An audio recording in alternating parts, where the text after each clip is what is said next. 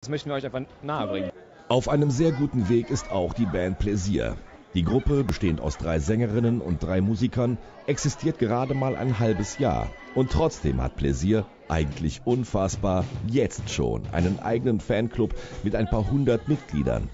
Im Dom im Stapelhaus gab die Gruppe deshalb exklusiv für diesen Fanclub ein Konzert. 1, 2, 3, 4. Hey, hey, wir sind da.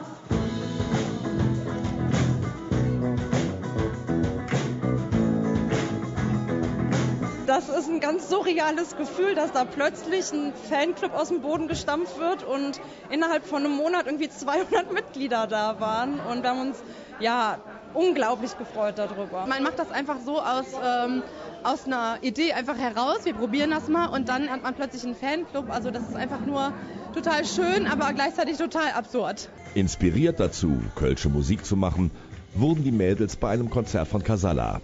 Nur einen Monat nach ihrer Gründung gewann Plaisir den renommierten Los Masinge Förderpreis. Danach haben Plaisir es in ganz kurzer Zeit geschafft, sich zumindest schon mal unter den Insidern der kölschen Musikszene und den Kneipenbesitzern einen Namen zu machen.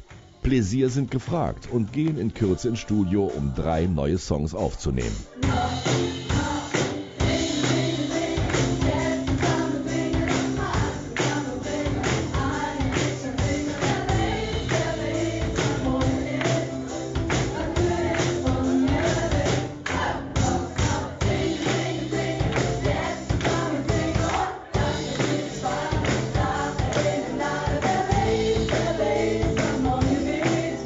Der Fanclub feiert die Band. Auch Plaisir hat natürlich noch einen weiten Weg vor sich bis in die Hall of Fame der kölschen Musikszene. Genau wie alle anderen Newcomer auch. Denn Karnevalsstar wird man nicht über Nacht. Fakt ist aber, der Karneval verändert sich. Vor allem durch den Einfluss der neuen jungen Bewegung in der kölschen Musikszene. Jetzt die ganze Generation Karneval wird jünger, würde ich behaupten. Black First ist so unser Alter so ein bisschen, ne? Also ich finde gut, dass auch neue kommen, weil wir werden älter, die Jungen müssen kommen und dann müssen die junge Bands haben. Ich finde das sehr gut, weil die vor allem halt die jüngere Generation auch so an die kölsche Sprache ranbringen. Also ich weiß nicht, ich fand Kölsch früher eigentlich immer so doof, auch wenn meine Oma das spricht und so, aber jetzt durch die Musik, das bringt einen noch so an die Sprache ran. Die Alten machen eher immer wieder dasselbe, es ist immer dasselbe, sei es Nachkriegszeit, Liebe, der alte Schinken, und die Neuen, die sprechen uns einfach mehr an.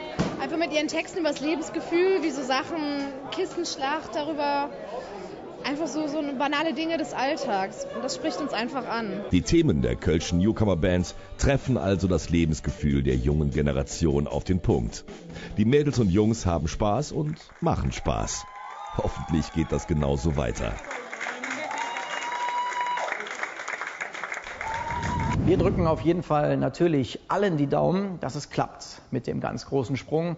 Denn schon jetzt steckt bei diesen jungen Bands natürlich ganz, ganz viel Herzblut und auch richtig viel Arbeit drin. Also Daumen drücken ist da berechtigterweise angesagt. Auch für eine Band wie Kölschraum. Die Jungs tummeln sich zwar schon etwas länger im Karneval, haben jetzt gerade aber mal einen ganz entscheidenden Schritt gewagt.